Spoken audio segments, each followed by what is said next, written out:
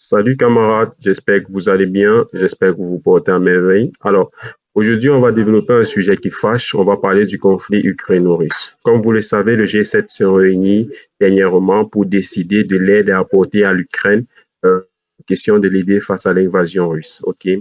Question, voilà, de soutenir l'Ukraine. Enfin, entre guillemets, voilà ce qui était prévu au programme. Mais je ne pense pas que cela soit réellement une aide pour l'Ukraine.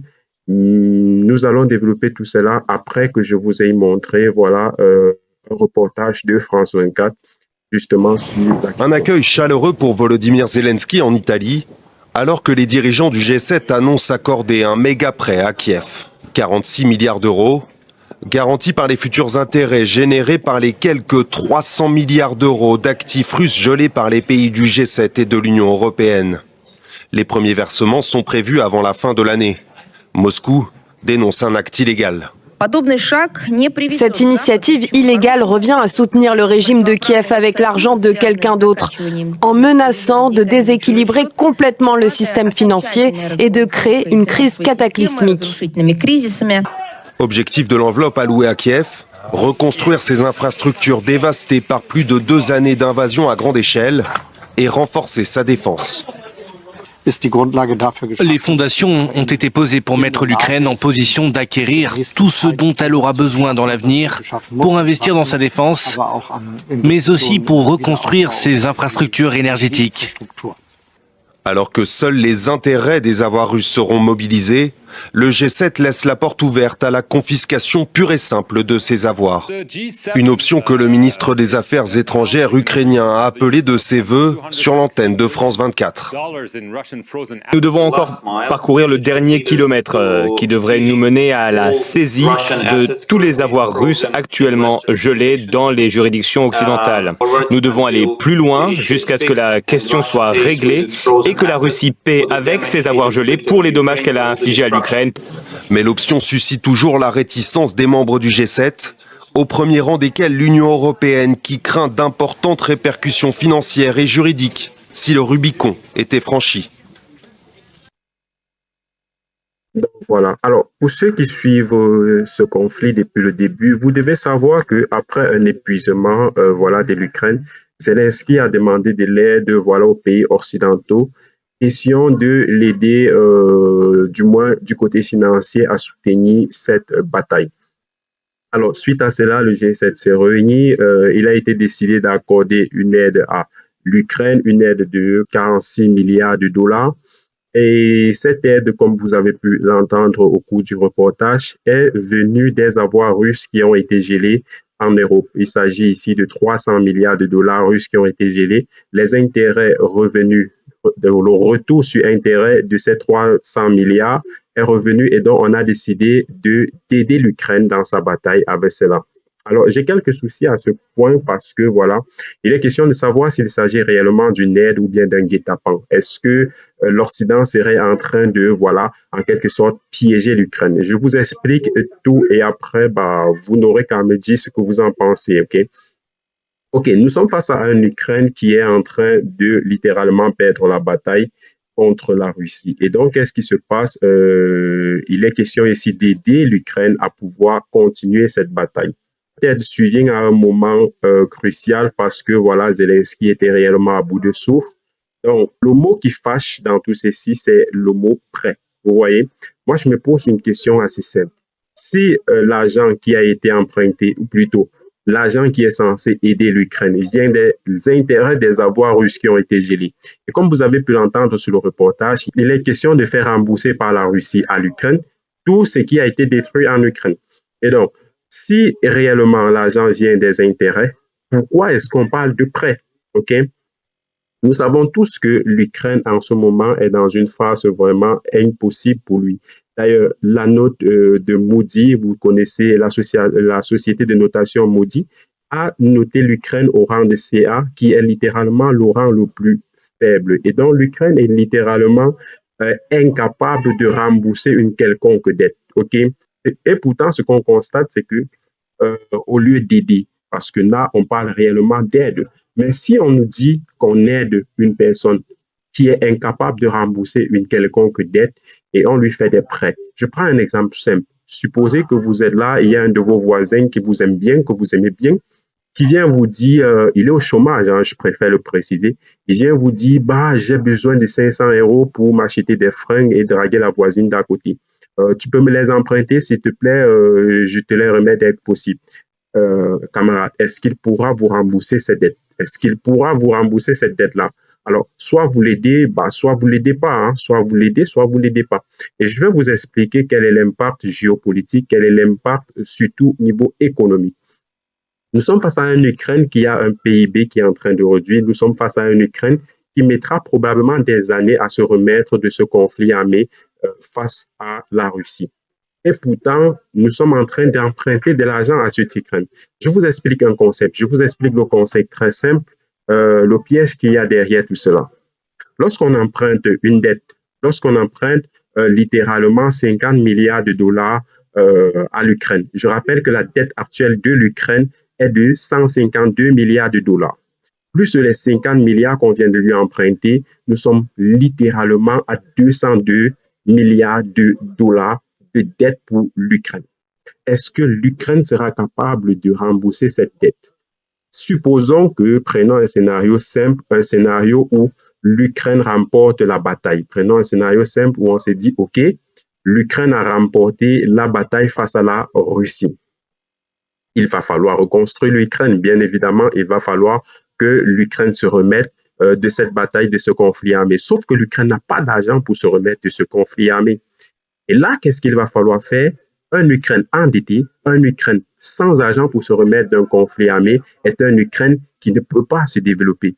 Et donc, il va falloir une fois de plus aider l'Ukraine pour se développer. Sauf que cette fois-ci, on va lui emprunter de l'argent pour se développer. On va lui emprunter de l'argent pour rembourser les anciennes dettes. Et là, c'est là que le piège commence. Là, on dirait, OK, c'est gentil, on aide l'Ukraine, on l'a aidé à gagner la bataille. Actuellement, on l'aide à se développer. Mais je crois pas. C'est le même piège qu'en Afrique. Hein. C'est littéralement le même piège. L'Ukraine est en train de tomber, d'après moi, dans le même piège que l'Afrique par le passé. Je vous explique. Actuellement, nous sommes sur une dette légère. On parle ici de 202 milliards de dollars américains empruntés par l'Ukraine pour soutenir son combat. Maintenant, après la bataille, il va falloir emprunter encore de l'argent pour se développer, emprunter de l'argent pour rembourser la dette actuelle. Et donc, qu'est-ce qui va se passer? Il va emprunter à des taux plus élevés.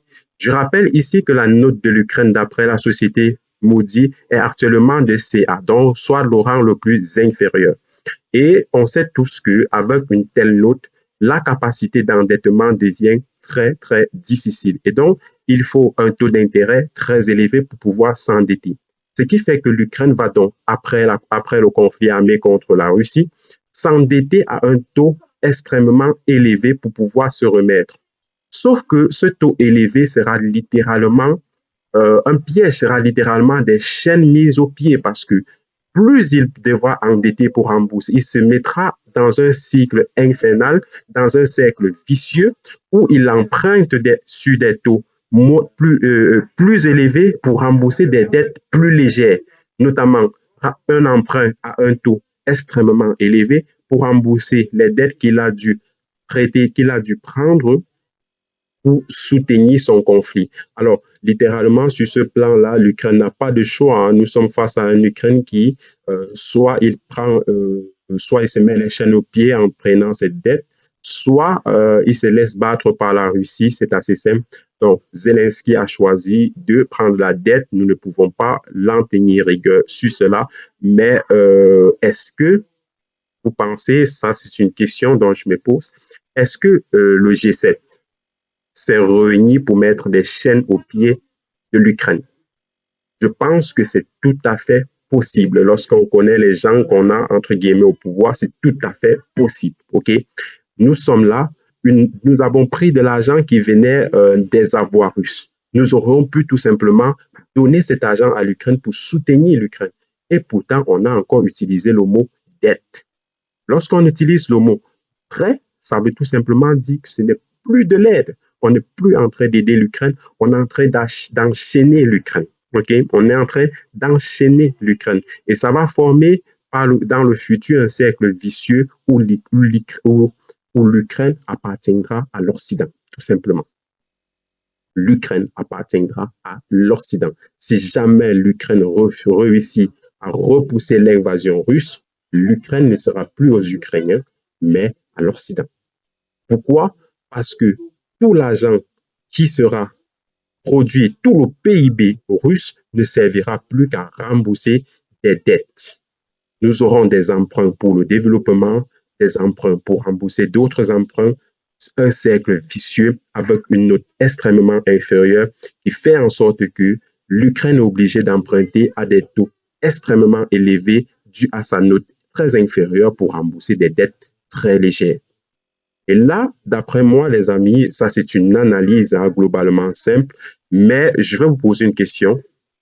Est-ce que lorsque vous voyez ces images-là, est-ce que lorsque vous voyez ces images, il s'agit des images, je n'ai pas mis beaucoup d'images, je n'ai pas été exhaustif sur les images, déjà c'est traumatisant de télécharger tout cela, donc je n'ai pas été exhaustif. Est-ce que vous pensez que ça c'est une Ukraine qui va rembourser des milliards de dollars? Est-ce que vous y croyez? Moi je dis non, hein, j'y crois absolument pas. OK, la dette russe, la dette ukrainienne, autant pour moi, ne va faire que s'empirer avec le temps. Et même si l'Ukraine réussit à gagner le conflit, ce qui serait bien, entre guillemets, pour l'Ukraine, il n'en sera pas tiré d'affaire. Mais alors, pas du tout.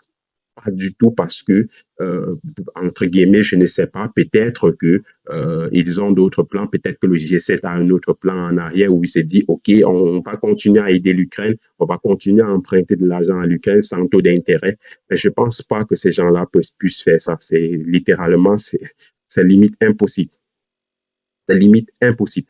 Alors, il est question de savoir si Zelensky a aidé l'Ukraine en acceptant tout cela ou est-ce qu'il a littéralement tuer l'Ukraine. À mon avis, je pense que l'Ukraine est dans la merde. Vous voyez, l'Ukraine est dans une situation pire que l'Afrique actuellement et investir en Ukraine, c'est littéralement investi dans la merde, d'après moi. Ok. Si vous pensez qu'il y a d'autres éléments qui peuvent appuyer quoi que ce soit pour, voilà, c'est mon point de vue. Vous pouvez me donner votre point de vue, mettez tout cela en commentaire. Je serais très content de lire tout cela parce que moi, je pense exactement ce que je viens de vous dire, ok? Et je pense que il suffit d'être un temps soit un peu lucide pour voir le guet-apens, pour voir le piège qu'il y a derrière tout cela. Nous sommes face à une Ukraine qui n'en peut plus. Nous sommes face à un Occident qui refuse de l'aider et à la place lui emprunte de l'argent. C'est littéralement, c'est du délit en fait. C'est du délit. Et ça paraît normal et on partage ça sur des chaînes de journaux. On dit, ouais, on a aidé l'Ukraine. Ouais, on a aidé l'Ukraine. L'Ukraine va s'en sortir. Moi, je dis non, les gars, on a piégé l'Ukraine. On a mis l'Ukraine dans une situation où il est devenu un esclave. Okay? Un esclave sans chaîne. Et je pense que les Ukrainiens seront d'accord avec moi pour dire que il ne s'agit pas d'une aide. Je refuse l'expression aide. Il s'agit d'un prêt. Aucun pays n'a aidé l'Ukraine. Sur ce point, aucun pays n'a aidé l'Ukraine. Lorsqu'on parle d'une Ukraine actuellement avec une dette de littéralement 152 milliards de dollars, ce n'est pas de l'aide. Ce n'est pas de l'aide, ce sont des emprunts, des emprunts, des emprunts, et il devra rembourser cela à un moment. Sauf que pour rembourser cela, il devra emprunter de l'argent. Et ça va former un cercle vicieux. Vous savez, c'est quoi le pire dans tout cela? C'est qu'avec tout ce conflit, pour que l'Ukraine puisse se reconstruire, il va falloir qu'il en appelle aux experts occidentaux. Puisqu'il n'y a plus suffisamment d'architectes, il n'y a plus suffisamment de professionnels ukrainiens qui peuvent développer l'Ukraine.